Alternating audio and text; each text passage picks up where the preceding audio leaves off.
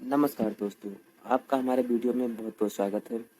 तो जैसे कि हमने पिछले वीडियो में पढ़ा, फर्स्ट पार्ट पढ़े हमने और उसका ओरल कंप्रेशन चेक भी हमने किया। पहले हमने पैराग्राफ को इंग्लिश में पढ़ा, उसके बाद हिंदी में उसका एक्सप्लेनेशन दिया। वैसे ही हमने ओरल कंप्रेशन चेक को भी किया। पहले क्वेश्चन को इंग्लिश में पढ़ा, फिर उसको हिंदी में समझाया, फिर उसका उत्तर इंग्लिश में पढ़ा, फिर उसको हिंदी में समझाया। तो वैसे ही आज हम इसमें पार्ट 2 पढ़ेंगे। इसमें हम फिर से पैराग्राफ को पढ़ेंगे और उसके बाद हिंदी में आपको समझाएंगे हम। तो चलिए शुरू करते हैं।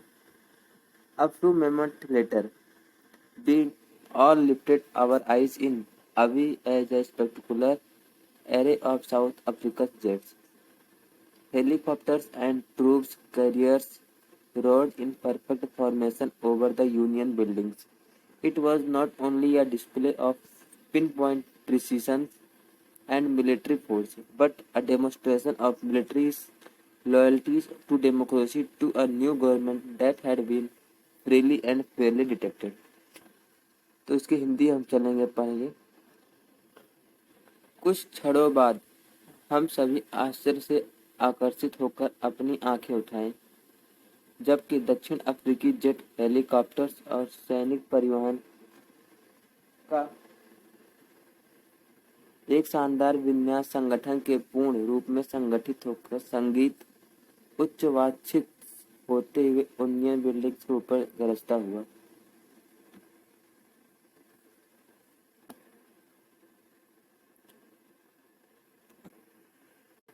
यह केवल एक सूचना ही नहीं थी कि सैन्य की विशिष्ट प्रेसिजन और सैन्य शक्ति की प्रदर्शनी, बल्कि एक सैन्य की वफादारी की प्रदर्शन भी थी, जो प्रजातंत्र के प्रति, एक नए सरकार के प्रति जो स्वतंत्र और निष्पक्ष रूप से चुनी गई थी।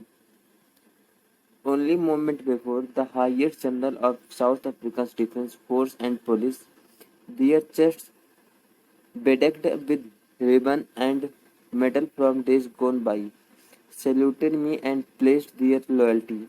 I was not unmindful of the fact that not so many years before they would not have saluted but arrested me. Finally, a chevron of Impala jets left a smoke trail of the black, red, green, blue and gold of the new South African flag. कुछ ही क्षण पहले दक्षिण अफ्रीकी रक्षा बल और police के सेनापतियों ने जिनकी छातियां पुराने दिनों में रिबन और पदकों से सजीव थी, मुझे सलामी दिया और अपने वफादारी की प्रतिज्ञा की। मुझे इस तथ्य का भी संवेदना था कि जिन्होंने कुछ साल पहले मुझे सलाम नहीं किया था, बल्कि गिरफ्तार किया था। अंत में एक इम्पाला जेट्स की एक पंखा ट्रेल ने नए दक्षिण अफ्रीकी ध्वज के काले, लाल, हरा, नीला और सोने के रंग की धुंध छोड़ी। The symbol was symbolized for me by the planning of our two national anthems and the vision of white singing Nkosi Sikelel, I Africa, and blacks singing Die Stem, the old anthem of the Republic, although that they neither group knew the lyrics of the anthem they once despised, they would soon know the words by heart. उस दिन का मेरे लिए प्रतीकित किया गया था जब हमारे दो राष्ट्रीय गीत बजे और सफेदों की दृष्टि में नकोसी सिकलेल ले अफ्रीका गाने वाले और कालों की दृष्टि में डाई स्टेम गणराज्य का पुराना गीत के गाने का दृश्य था। हालांकि उस दिन न तो किसी भी समूह को उन गीतों के बोल पता थे जिन्हें उन्होंने पहले निंदा किया था, लेकिन जल्द ही उन्हें उन शब्दों का मतलब पूरी तरह से मालूम हो गया। On the day of the inauguration, I was overwhelmed with a sense of history. In the first decade of the 20th century, a few years after the bitter Anglo-Boer War and before my own birth, the white-skinned people of South Africa patched up their differences and erected a system of racial domination against the dark-skinned people of their own land. The structure they created formed the basis on the harshest, most inhuman society the world has even known. Now in the last decade of the 20th century, and my own eight- eighth decade as a man. That system had been overturned forever and replaced by one that recognized the rights and freedom of all people, regardless of the color of the skin. उद्घाटन के दिन मुझे इतिहास की भावना से अधीर हो गया। 20वीं सदी के पहले दशक में कुछ वर्षों के बाद कड़वी एंग्लो बोर युद्ध और मेरी जन्म से पहले दक्षिण अफ्रीका के गोरे रंग के लोग अपने भूमि के अंधेरे रंग के लोगों के खिलाफ जाति अधिकार सिस्टम की स्थापना की। उन्होंने बनाई गई संरचना दुनिया की सबसे कठोर अमानवीय समाजों में से एक की आधारभूत बन गई। अब 20वीं सदी के अंत में और मेरे 8वें दशक के रूप में उस सिस्टम को हमेशा के लिए उलट दिया गया था और उसकी जगह उस सिस्टम ने ली जिसने सभी लोगों के अधिकार और स्वतंत्रता को मान्यता दी, चाहे उनकी त्वचा का रंग जैसा भी हो। That day had come about through the unimaginable sacrifice of thousands of my people whose suffering and courage can never be counted or repaid.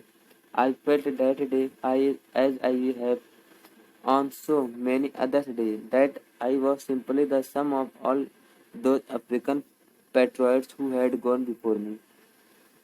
That long and noble line ended and now began again with me. I was pained that I was not able to thank them and that they were not able to see what their sacrifice had wrought. उस दिन का आगमन हजारों मेरे लोगों की अतुलनीय बलिदानों के माध्यम से हुआ था, जिनकी पीड़ा और साहस की गिनती या प्रतिपूर्ति कभी नहीं की जा सकती।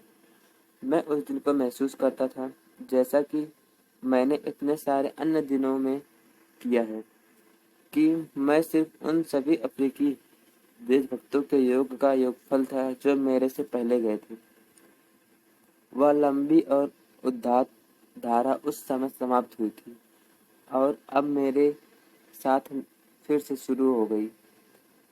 मुझे दुख हुआ कि मैं उन्हें धन्यवाद नहीं दे सका और उन्हें दिखाने की संभावना नहीं थी कि उनकी बलिदानों ने क्या पैदा किया था। The policy of apartheid created a deep and lasting wound in my country and my people.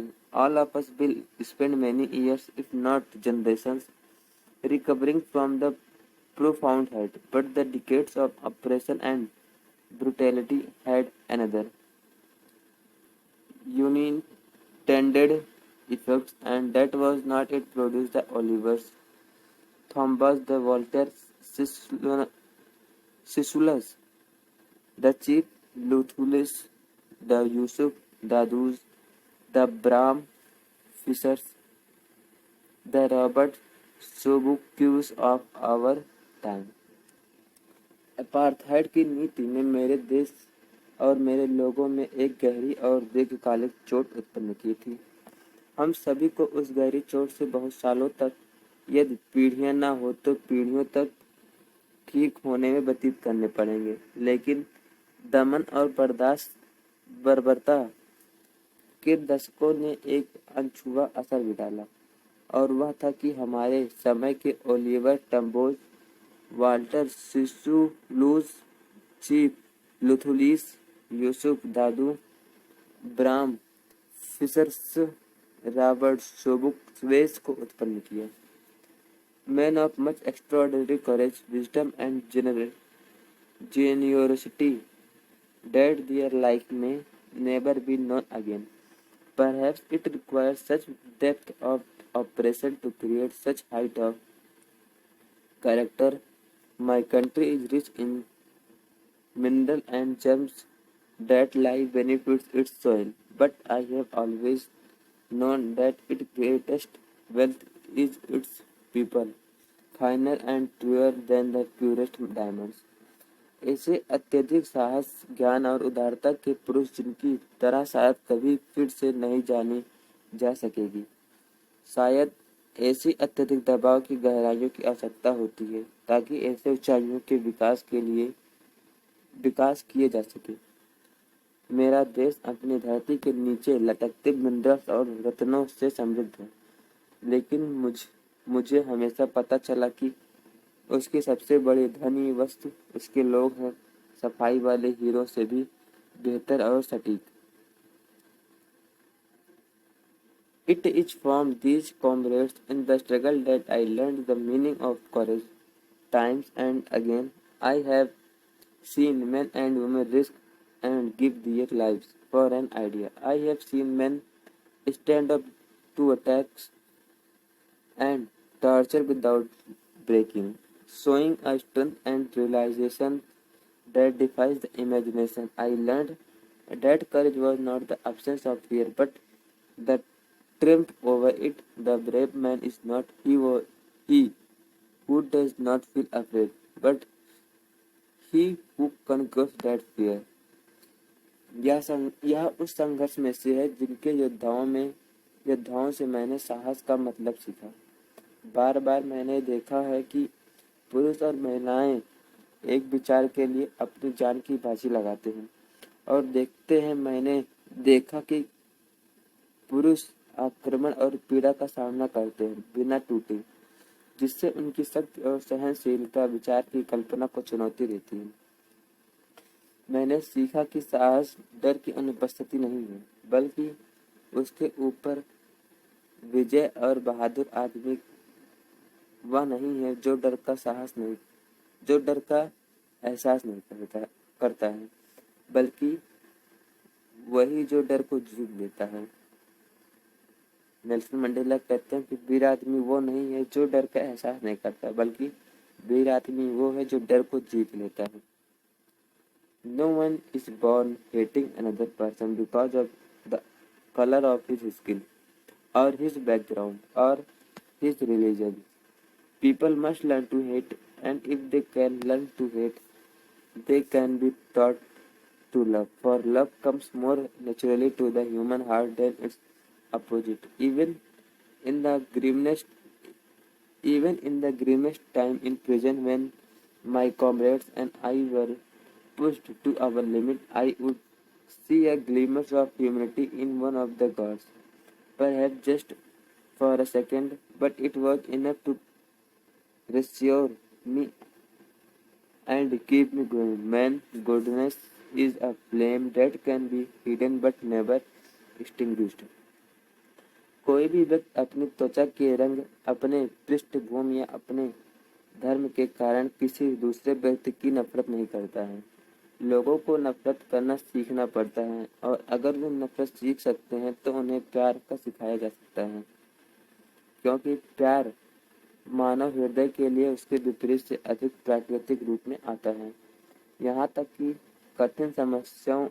कठिन समयों में भी, कारागार में जब मेरे साथी और मैं अपनी सीमाओं तक पहुंचाए गए थे, मैं किसी गार्ड में मानवता की किरण देखता था, शायद केवल एक सेकंड के लिए, लेकिन यह पर्याप्त था कि मुझे सांत्वना मिलती और मुझे आगे बढ़ने में मदद मिलती। मनुष्य की भलाई एक ऐसी आग है जो छिपा सकती है, लेकिन कभी पूरी तरह से बुझाई नहीं जा सकती। Part 2 completed. तो दोस्तों, अगर आपको यह वीडियो समझ में आई हो और आपको कुछ भी उपयोगी लगा हो तो हमारे चैनल को सब्सक्राइब करें, वीडियो को लाइक करें, और हमारा नेक्स्ट वीडियो रहेगा इसका कॉम्प्रिहेंशन चेक। उसमें हम आपको पहले क्वेश्चन पढ़ेंगे, उसकी हिंदी बताएंगे, फिर हम क्वेश्चन की आंसर बताएंगे और आंसर का भी हिंदी बताएंगे। तो इस तरह से हम अपने सारे वीडियो बनाते हैं। तो आप जल्द से जल्द इसको सब्सक्राइब कर लीजिए और अपने दोस्तों के पास शेयर कर दीजिए। धन्यवाद दोस्तों।